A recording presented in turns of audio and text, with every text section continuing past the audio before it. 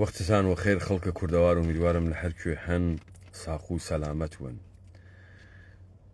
گرنگی ئەم دیبەیتە وا لە ئەمە کە من لەم دیبەیتا گەرەکمە ئشارە بەوە بکەم سەرڕای ئەوەی کە تەمامە خوێندنەوەکان، شرۆڤەکان و تەحلیلەکان ئاخیزە کوردەوار و سربەخۆ سەبارەت بە قەزایای مەترەحە لە سەرزەمینە ئێمە دروست لە ئاو دەرهاتکە چۆنەکە هەنووز کە هەنووزە بڕێک مقاومەت و بڕێک بەرهەڵست بوونەوە مەوجودە بۆ کەسانێک ئامدانە بە شوێنە تەخریبکردنە تاکە شۆڕشێک بوون کە لە دڵە خەڵکیە هاتبووە دەرەوە. کێگەلن کە ئەم مقاومەتە دروست ئەکەن و کێگەلن کە دەستجوڵیاگان و دەمەوەرەکانە ناوە کۆمەلگای سەرزەمینە ئێمەن و خەریکن پەیامێکی ئاوەژوو ئەگەێنن بە مردمە ئێمە. ئەوەی کە ئاخیزە کوردەوارە سربەخۆ لە دیبەیتەکانیا چی کرد یارانە ئاخیز چیان کردگە و چی ئەکەن و گەرەکیانە کامە مەسیر بووەنە بەرۆ لەسەری بەوردی ئەدوێین.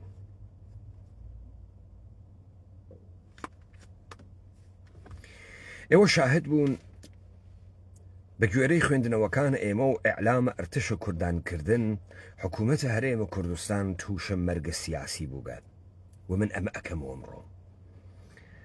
ئەمەی کە ئەم قەبارەیە کە پێی ئێژن هەرێمە کوردستان و ئەحیانەن حکوومەتێکی دوفەکتوو بوو و ئەحیانەن عێراقێکی فدراڵی بوو تەواو بووگە و ئەگەڕێنەوە سەرە فەرمانداریەتیە جارانە عێراق وردە وردە یەواش یەواش وەم عێراقە هەر لە ئەووەڵیشۆ ئەم شتەی کە پێی ئێژن فدراڵی بە باشی نەچووە بەرەوە.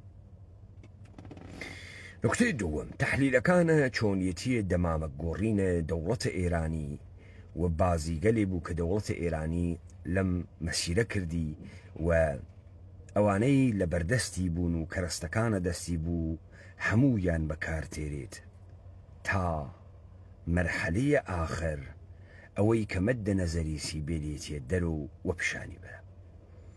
من پێشووتر وتم دەوڵەتە ئێرانی کەوت کەسە غەڵەتکردن شتباکردن و یەک لە دوای یەکتری مۆرەکانە خۆی ئەسووتێنێت. خۆب بابین ئەمە بکەینەوە بێژین چه ئەتفاقی کەوتگە بزانن ئەوەی کە ئێوە لە ساڵان ڕابردووە ئێمەمانان پێیگیریا بووین ئەقڵە سەلیم پێیگیریا بوو ڕای گشتی پێیگیریا بوو ئەم تکنیکە سادەیەی دەسەڵاتداران و نظام سوڵتەس. ئەم تکنیکە سادە چییە؟ ئەم تکنیکە سادە تێت لە پەدیدەیەک تەمامە سوچەکانە تەعەیونی ئەسڕێتەوە یەک دانەی بەرجەستە ئەکات و گەورەی ئەکات و ئەوانی تر کولەن ئەسڕێتەوە. چون ئێمە لە قەرنە 21 خەریکین ژیانەکەین،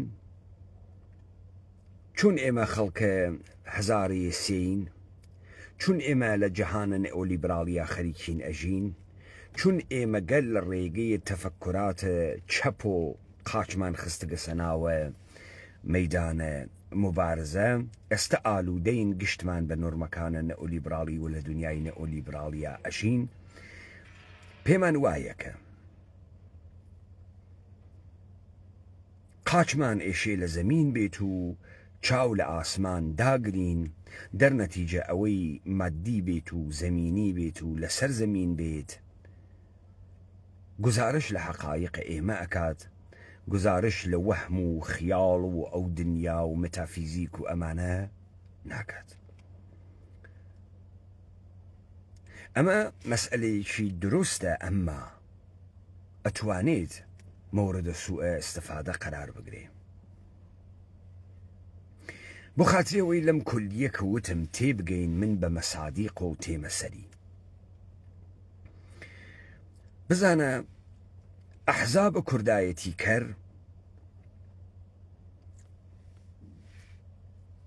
نظام سڵتە و دەوڵەتە ئێرانی دوو دیسکۆرسیان هەست.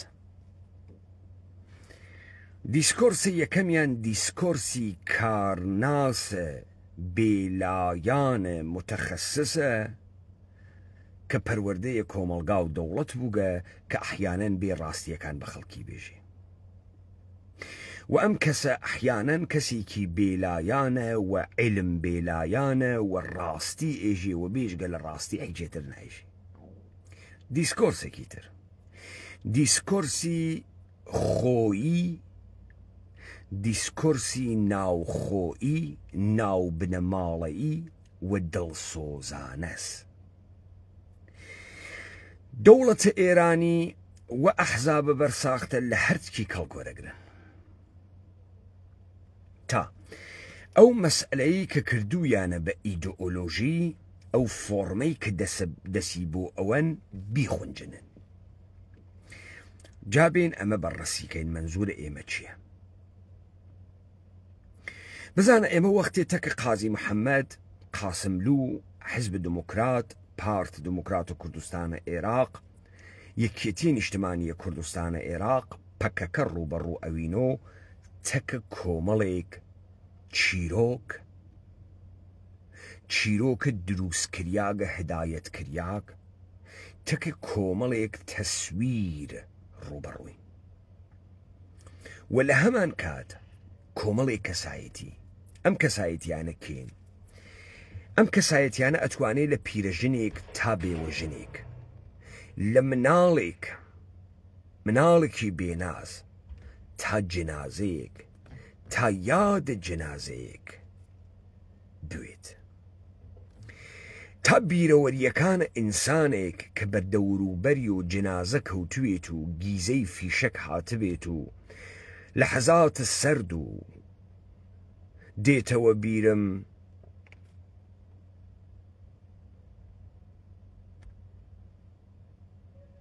ڕۆژێکی قەندیل پێینایە گریان دڵی مات و دیل ئەو دەستەی لەوێ بەفراوەی تەزان داخ کراوە لێرە بە ئاگر و ژیل.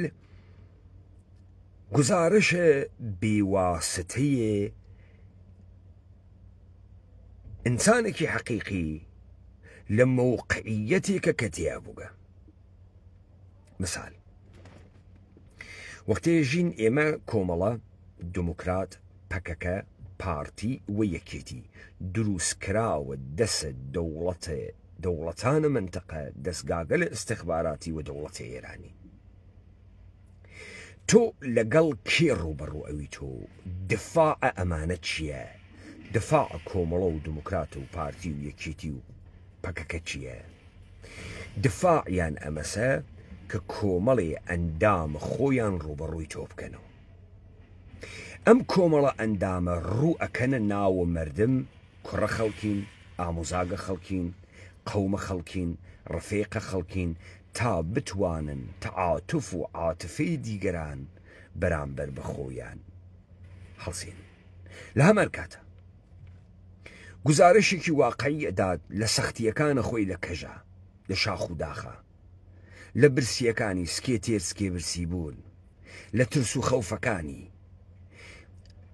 لە شەڕگەلێکە دیگێسی، لە خوێنگەلێکە چاوی پێکەوتکە، لە بۆسە و کەمینگەلێکە کەوتکە سەناوی و لە لاشەگەلێکە فیشەکی خواردگە. ئەمە دیگە بە چاوە خۆی دیگەسی، ئەو بە چاوە خۆی دیگەسی تەکە عەسکەرە عێراقیە، تەکە سەربازە ئێرانیە، تەکە عەسکەرە تورکیا شەڕی کردگە. ئەمە غەشە گەورەکە وا لاگرا فۆرمی دەستبردنە بۆ حەقیقەتە کوردایەتی فۆرمێکی ئیدئۆلۆژیکە، خود فۆرمەکە ئیدئۆلۆژیکە، واقعیەتی نییە. خۆ با من ئەمە باسکەم چۆن واقعیەتی نییە. بزانە مەسئلەیە کورد مەسئلەیەکی جەوهەریە و مەسئلەیە دەسەڵاتە گشتیە. تۆ لە ساحەی مەفهومی و چمکی و ئەتوانیت بەحسە لە ئازادی بکەی، داڕێژەرە ئیدە و چوارچێوە ئیدەبی جیاوازیە خۆت لەگەڵ کەسانێکی ترا دەرخی تا لێو دووە ئەکت و عەمەڵی بۆ بکەی.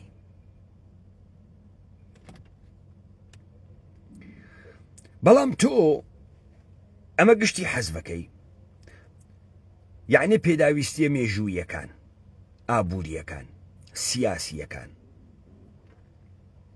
کۆمەڵایەتیەکان کولەن ئەیسڕیتۆ و ئەوەی ئەیهێڵیتۆ لەشێ یەک نەفەرە کە لە ناوە پەکەکە پارتی یەکێتی کۆمەڵەوە دموکراتووکە.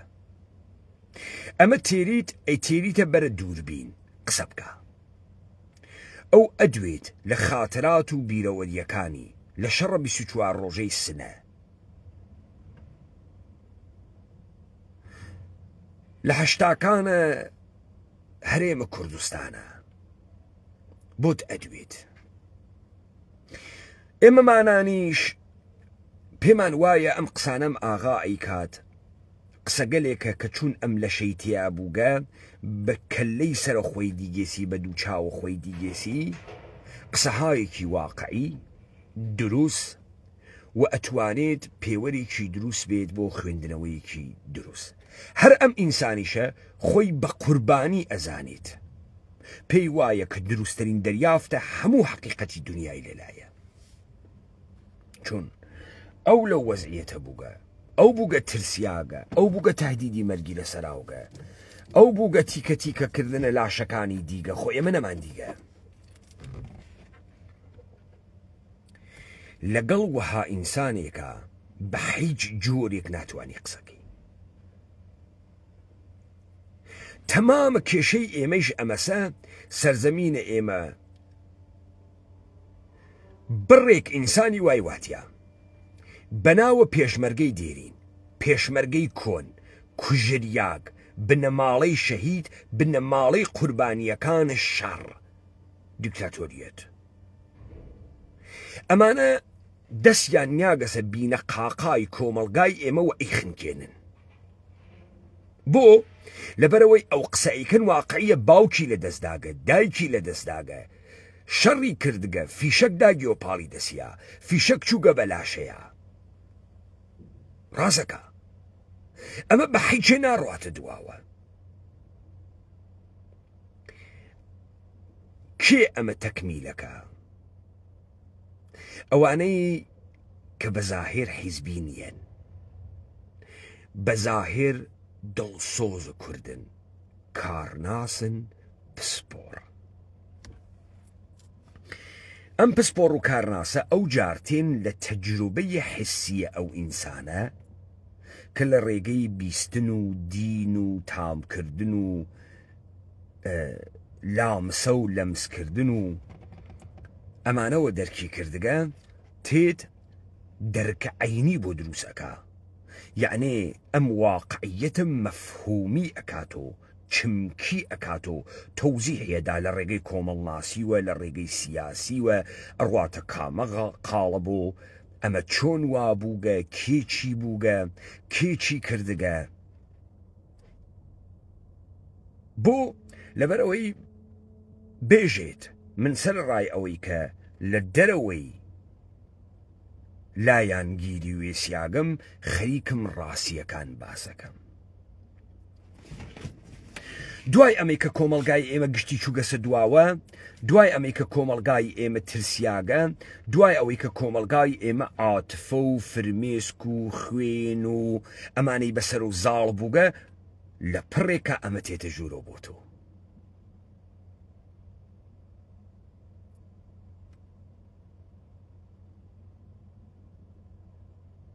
و ئیدعا ئەکات کە لایەنگیری ناکات، ئیدعا ئەکات کە تەرەفداری و پاڵپشتی لە هیچ حیزبێک ناکات، لە هیچ دەوڵەتێ ناکات، و سرفەن هاتکە واقعیەتەکان بێژێت، خەریکە ڕۆڵە پرۆفژناڵە حرفەیە خۆی جێبەجێەکە. ئەمیانە ئەتوانی بەرخوردی تەکا بکەی، ئەمیانە ئەتوانیت لە ساحەیە چمکیوە دەسی بۆ بووی وەسابەتی بکەی کە ئەم ئاغا ساخچە چییە؟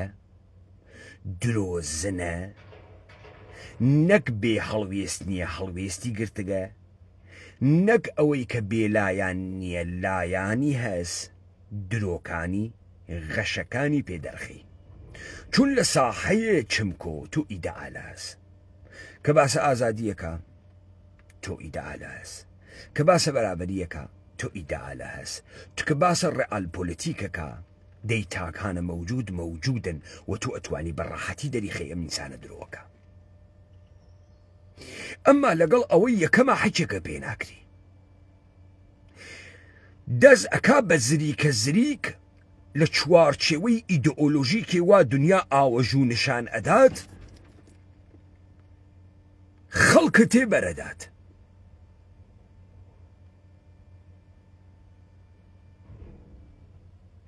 حەجێکی پێ ناکرێت. بۆیە تۆ ئەوێنیت یەک دموکراتی، یەک کۆمەڵی، یەک پەکەکەی، یەک پارتی، یەک یەکێتیت بۆ ناڕواتە دواوە.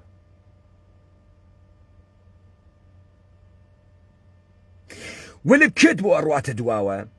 پسپۆڕەکانیان، دەمەوەرەکانیان، کورد بازەکانیان، ئەمانەی وا تێن دەرکە عینی بنێنە سەرە تەجروبەیە مادیە بێواسطەیە ئینسانێک کە لە مەوقعیەتێکە بووگە. مثالێکی تر بە حکوومەتە هەرێم هەر لە سەرەتایشۆ مەقتەعی دانریا بوو تا تەجروبەیە دەسەڵات کوردی بکا بە تەجروبەیە شکست خواردوو، بەڵام ئەمانیش وەکو کەسایەتیەکان وەکو بنەماڵەکان منفعەتە خۆیان بوون، بەڵام تەسویرێکی شکستی دەرونی هەتایی کریاگە لە نەزۆکبوون، خەسیاگی، خراوی، تەفرەقە، خیانەت، فەسادە کورد نیشان بن. مثال بە NRT تێ تەسویرێک دروزەکە، یەکێکە هەنێرێتە ناو شەقامەکانە سلێمانی، نزیکە خەڵکیەوێت و ئەم کاتت باش ڕۆژ باش نەزەرە چییە سەبارەت بە حکوومەتی کوردی؟ کابرا دەسە کاتە گیرفانی 2 متر باڵای بەرزە، زوانی ترەوێ، ژێ من خۆم پێشمەرگەم، ئەمانە گشتی جاشن، گشتی بێشەرەفن، ئەمانە دزن. دەست ئەواتە گیرفانی 1000 دیناریە دەرتێنێ، ژێ هەر ئەوەم واپێ، هەر ئەوەم واپێ، هەر ئەوەم واپێ، خۆزگەم بە سەیدە ڕەئیس، هەر ئەوەم واپێ، هەر ئەوەم واپێ، لە چەپەڵەمەیگرێ. ئەم تەسویرە تەمامە تەماشاکە NRT ێژێ بێسن، من واقعیەتتان پێ نیشانە دەم، مەگەڕێن بە شوێنی واقعیەتە، واقعیەت بە دوو چاوی سەرتان بیوێنن، نێگەرەکە بیریشی لێ بکەنەوە، نەگەرێکی خۆتان بیری لێ بکەنەوە، نەگەرێکی بە شوێنە چمکەکانە بڕۆن، نەبڕۆن خۆتان هارکەن، خۆتان ماندووکەن. من بە دووربینەکەم بە یەک دانە راپۆرتەر لە ناوە شەقامەکانە سلێمانی پێتانی پیشان ئەدەم واقعیەت چییە. تۆ سەدان تەسویری ئاوا لە پیرەژن، لە پیرە پیاک، لە پێشمەرگە، لە مەعاش خوەر، لە بەندی وارانە خوەر لە ناوە تەلەڤیزیۆنەکانە هەرێمە ئەوێنی. لەگرا پەنگ خواردنەوەیەک لە لای خەڵکا دروزەوێ. ئێمە دەرگیر بووگین، حکوومەتە هەرێم گەوادە، حکوومەتە هەرێم بێشەرەفە، حکوومەتە هەرێم دزە، حکوومەتە هەرێم فاسدە، کورد فاسدە، کورد خائینە، کورد خۆخوەرە، کورد جاشە. ئەمە بۆ گشتمان دروزەوێ. ئیجا یەکێکە بۆ تێرنە ناوە تەلەڤیزیۆن، ناوی مەریوان وریاقانە، ناوی بەختیار عەلیە، ناوی فاروق ڕەفیقە، ناوی ئاری هەرسینیە، ناوی مەلا بەختیارە، ناوی مەحموود سەنگاویە. ئەمە وەکو کەسێکی بێلایەن خزمەتکارە خەڵکی دڵسۆز ئەزمونە کوردایەتی کردە قسە بۆکە.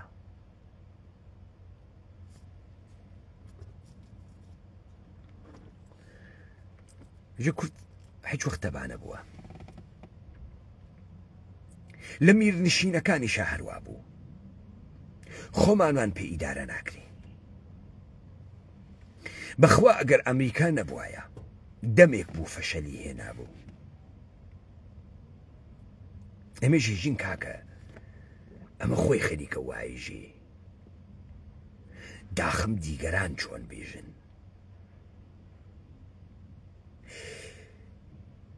لە کاتێکا مەئموریەتیان چییە؟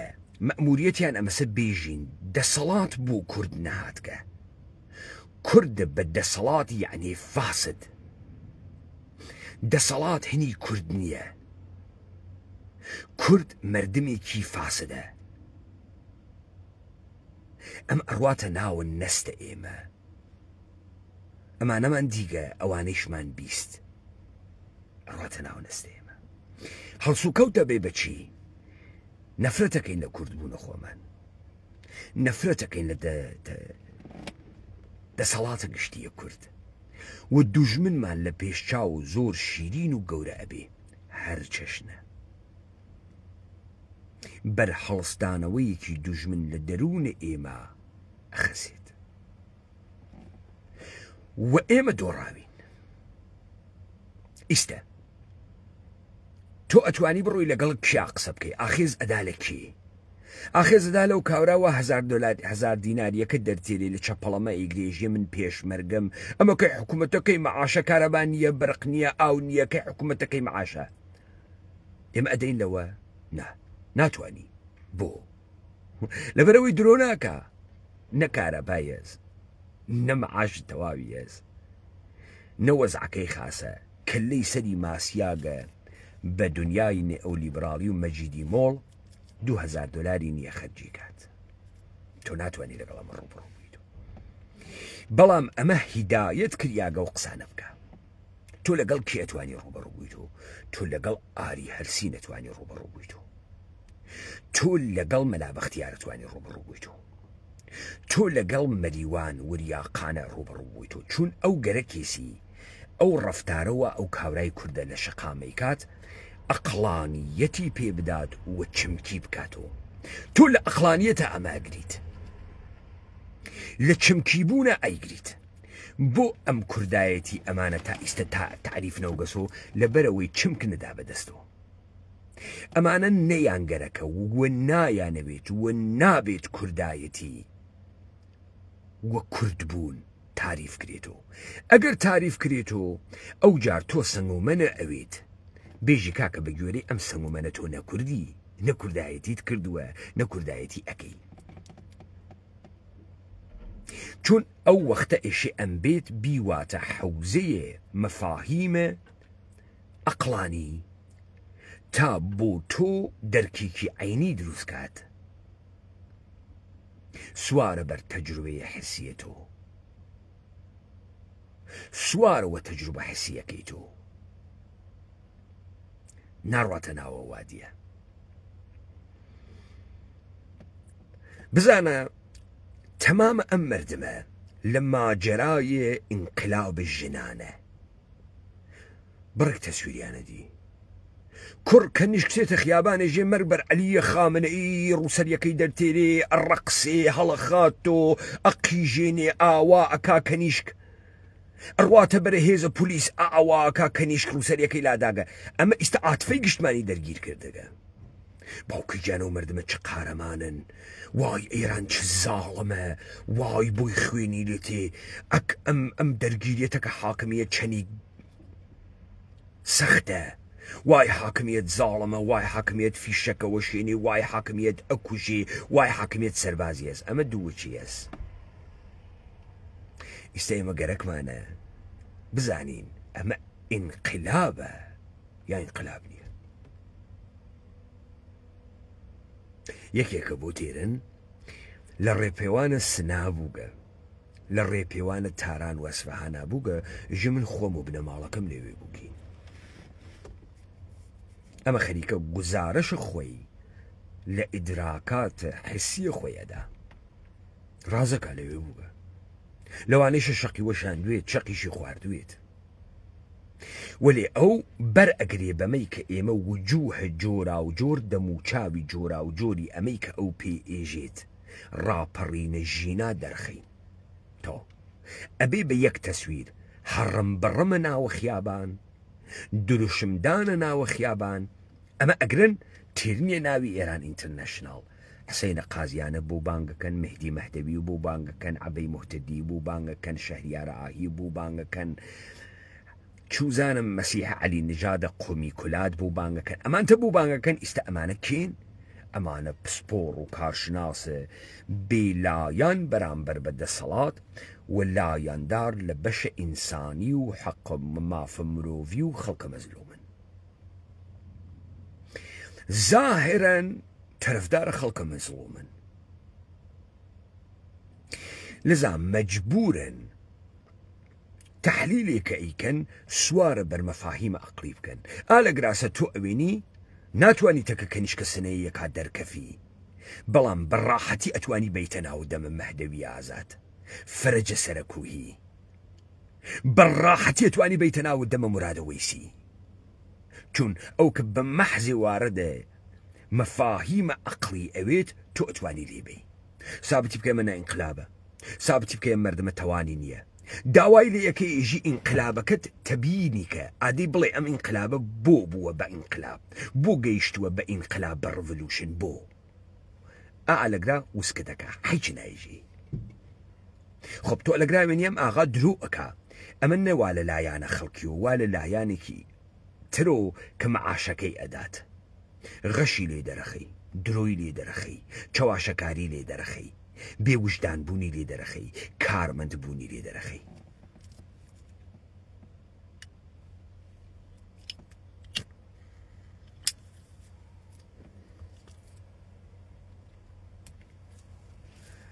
هەر چەشنە تەسویرێکە بۆ ئێمەی دروسەکەن تەسویرێکی فەیکی مەبەستداری تەزویری درۆزنانەس هەر کەسێک کە تێ گوزارش لە قوربانی بوونە خۆی ئەدات هەدادێک کریاک هاوریاک بۆ مەبەستە پرۆپاگاندایی سیاسەتگە لە حاکمیەتە هیچ کەسێ لە خۆیوە ناڕواتە ناوە تەلەڤیزیۆنێ هیچ کەسێ بە هەڵە نایوەنە ناوی تەلەڤیزیۆنێ هیچ تەلەڤیزیۆنێ و ڕسانەیەک لە ڕێخوادان نەنریاگە فقط خەیر بە خەڵکی بگەێنێت و خەیر بەخۆی نەگەێنێت هیچ کەسێ لە ڕێخوا بۆ خەڵکی قسە ناکە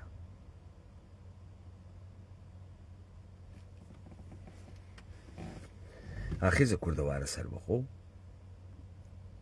لەگەڵ هەرتێک تەسویرا شەڕیە کرد یەکجار شەڕێکی سەختە یەکجار شەڕێکی سەختە و یەکجار شەهامەتی گەرەکە بێتە ناو ئەم شەڕە تۆ کۆمەڵی مەردمە تەجروبەکەرە بێواسەتەت هەست کە ئەحیانەن پێی وایە شەڕ چتە خراوێکە تۆ وەختێ ئێژی کاکە گیان شەڕ پەدیدەیەکی جەهانە بەشەریە و تا ئیستێشە پاکۆنەوگەس و کاورە فکرەکە تۆ حەزە لە شەڕە لە کاتێکا کە تۆ ئێژی ئاغەگیان کارێک کە تۆ ئەیکەی خیانەتە بە بەشەریەتە شەڕ خراوە ئۆکەی شەڕ کۆمەڵە و دموکرات پارتی و یەکێتی خراوە لاو باسی مەکەن باس کای کۆنە بەبامەدە یانی چی کای کۆنە بەبامەدە چۆن کای کۆنە بەبامەدە کاکە ئێمە ئیشی بزانین تۆ ئیستا هاتکی لە پشتە تەسویرێکە کە جەنازە تیکە کریاگە خوێن ڕژیاگە تەهدیدە گیانی بووگە گیان لە بین چوون تیا بووگە یەک تەسویرە کولی لە شەڕ دروزەکەی شەڕ خراپە شەڕ خراپە و چون خراوە نە ئێشێ بە وجود بێت و ئێشێ فەورەن دیاردەی قێزەونە شەڕ لە ناوبەری ئەزانی تۆ لەگرا بەر بە چیەگری بەر بە تەعەیوناتە جۆرا و جۆرە یەکدانە شەڕەگری و دەرکەوتنەکانە جۆرا و جۆری یەکدانە شەڕەگری لە هەرچی بازیە و لە هەرچی داستانە یەکدانە ئامەڵە دەسەڵاتداری بە قووەتی واتیە کە ئەو داستانە واتە بەرەوە تۆ خەریکی ئێمە پاکەوەکەیتەوە تۆ خەریکی ئەو کەسەی کە مەسئولیەتی ئەم شەڕەوە لە ئەستۆیە قوتاریەکەی، تۆ خەریکی ئەو کارەکەی. بە کامە تەسویر؟ بە تەسویرە پۆپولیستیە شەڕگەنە. بزانە 6 مانگ لەوە پێش ئازەربایجان و ئەرمەنستان لەسەر نەخجەوانە شەڕیان کرد.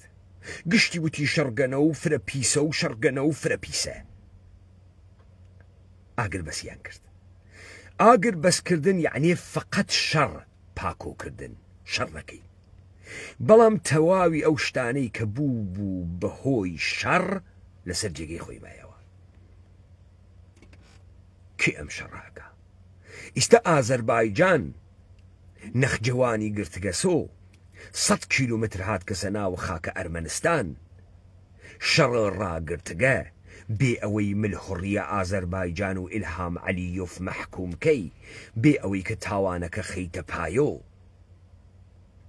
مەمنونیشی لە عەلیۆف کە شەڕەکەی ڕاگرتگە چه اتفاقێکە کەفێ هەمان وەزعیەتە عەلیۆفە ملحوڕێ کە گەرەکی هێرەوانیش بگرێت لەسەر جێگەی خۆی ماگە لەگەڵ ئۆردوغان.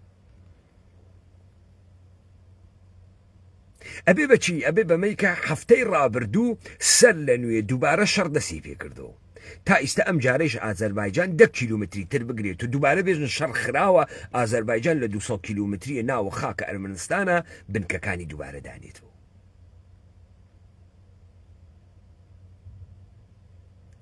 چۆن تۆ نەیاڵی بزانین حەزب دموکراتە کوردستانە ئێران کە خۆی فاقدە نەزەریەیە کوردیەت بوو، شەڕی تەحمیل کردووە گروپ گەلەتر بۆ نایاڵی بیدۆزینەوە. ئەی گەوادەکە کێز ئەو کەسەی کە ئەتوانێت بەربەم شەڕە بگریت؟ بزانە تۆ بێژی جمهوری ئیسلامی ئینسانە کوژێ، تۆ ناوێ ئینسان بکوژی. شەڕ چتە گەنێکە تەکە پۆلیسا دەرنەکەفن دێ تۆ ئالەگرا کارێکە کردکتە. دەوڵەتە ئێرانی و قوتار کردگەم لە مەسئولیەت هاچی کوشتنە ئێژی دەوڵەت حەقی هەست بکوژێ. تۆ وا خەریکی ئێژی، تۆ خەریکی وایژی، تۆ ئێژی نا خەڵکمەوە نە خیابان موئەسسات بگرێ چون دەوڵەتە ئێرانی زیاتر ئەکوژێ. دەوڵەتە ئێرانی زیاتر ئەکوژێ بۆ خاتریەوەی دەوڵەتە ئێرانی سەرزەمینە ئێمەی داگیر کردگە و ناڕواتە دواوە حەقە مەشروعیەتە کوشتنیشی وەخۆی داگە. تۆ خەریکی ئێمە ئەخەسێنی بۆ دەوڵەتە ئێرانی تا دەوڵەتە ئێرانی لە ژێر ناوە ئەوەی کە ئێمە نەکوژێت زیاتر دەسەڵاتەکەی پان بکات و من لە سەرمانە ئەی بوو یەخە بە دەوڵەتە ئێرانی ناگری. نە جمهوری ئیسلامی، دەوڵەتە ئێرانی بۆ یەخەی پێ ناگری. لەگرا دەوڵەتە ئێرانی ئەتوانێ نەکوژێت، دەوڵەتە ئێرانی ئەتوانێ هێز نەجوڵێنێتەوە، دەوڵەتە ئێرانیە تبقە تەعاریفە تۆ کە ئێژی ئەمە هاتکە خەدەمات باوە خەڵکی، خەدەمات باوە خەڵکی کارچی و خاری خەڵکی. لەگرا کارە ئەو کەسەی کە چمکە ئەقلانی بەکار ئەوات ئەوەسەکە دەوڵەتە ئێرانی قوتارکە بۆیە دانەیە فارسی قسەکەرە ئێرانی تێت. ئێژێ هەر کوردە قەومی تنیکیە فکرەکە لە منتەقی خۆیانە هەڵەچی و داعەچێت فقط کوشتاریان فراکە، دەوڵەت ئەرتشیە سپای هەستێت ئەیان کوژێت. حەقی خۆی هیچ کەسێ تەحمل ناکات. کورد یعنی کورد بێ ئەسلحە، کورد یعنی کورد دەستەمۆ. ئەگەر دەستەمە و بێ ئەسلحەوێت شارۆمەندە ئێمەز ئەگەر ڕووداری بکات پاکیەوەکەینەوە. هەموو مەعادڵاتە نێو دەوڵەتی وایژێ. ئێمە گشتمانە ژین دەسەڵات خراوە وەلێ ئیاڵەتە متحدەیە ئەمریکا بە عینوانە خەیرە گشتی دارای گەورەترین حەقانیەتە بەناوە نۆرمەکانە نێئۆلیبراڵی و لیبراڵی. هەواپەیمای F-35 و تانکە ئابرامز و ناوگانە دەریایی هەست تەکەن بخۆی ئەتهاڕێ بە بۆمب، بەڵام کەس ناوێ ڕوبەڕووی ئەمریکا بێتەوە چون شەڕ خراوە. وەلێ ئەمریکا تەمامە شەڕەکانە دنیای واوە دەسەوە، وەلێ ئەمریکا خۆی ئەسەپێنێ بەسەر تۆ شیرەی گیانە تۆی کێشاگە و تۆ تەسلیم مطلق لە بەرامبەر ئەمریکا بووکی. حکوومەتە هەرێم قەرارە دەسەڵاتە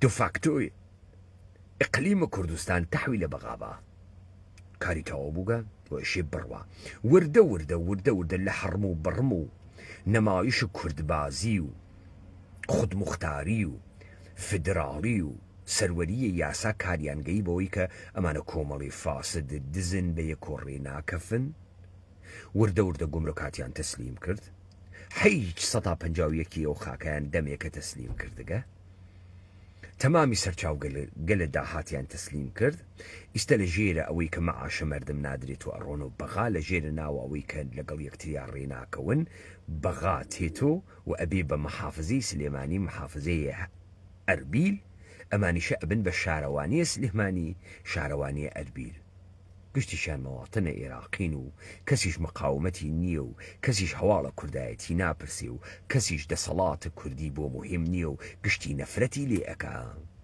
چون گشتی خۆی وە فاسد ئەزانێ و ئەم تەسویرەی لە NRT و KNN و گەلی کوردستان و ڕوودا و ئەوانە بارهای بار لە شێوەی پیرەژن و پیرەپیا و کۆنە جاش و کۆنە پێشمەرگا دیگە کە تفیان کردگە لەم دەسەڵاتە ئاخێزە کوردەوارە سەربەخۆ لە شەڕێکی بلاهەتی جەهانی ماترێکسیا گرفتار هاتگە بەدەسە ئەم پەدیدە گەلە و ئیشی لێیاندات ڕووی ئێمەی قێزەون کردگە بەڵام خەیری گشتی ها بە شوێنەوە بەرمانگرت بەوەی کە خەڵکەکەمان بۆ نەخیابان بیان کوژن بەرمانگرت خەڵکەکەمان بکەن بە کەرەستە مەجبور بووین ڕووی واقعیەتە انقلاب شەڕ کوردایەتی ئەحزاب دەربخەین مەجبور بووین لە کەلەمات توندوتێژ کەڵگوەرگرین تا ئەوانەی بۆیان ئەخونجێنن لە دیسکۆرسە خۆماڵیە دڵسۆزە تا دیسکۆرسە کارناسە بێلایان بیان هاڕین بە گەزەندەتەرین زوان و چمکگەلێک کە لە زوانە جافی موکریانی سۆرانیە هەن ئەو تەسویرە ئیجاد کا بۆیان تا بەر بە خەڵکی بگرێت خەڵکی واردە ئەم مەیدانە نەون ئەمە گەورەترین جنایەتە کە تۆ فۆرمە ئیدئۆلۆژیک دروستکەی و بێی کەسێک بە عنوانە شاهدە عینی بە ئیدراکاتە حسی و نەقڵە گوزارەشە بۆ بکە تا تۆ خۆت سوارە مەلە ئەو بکەی لایەوە خۆش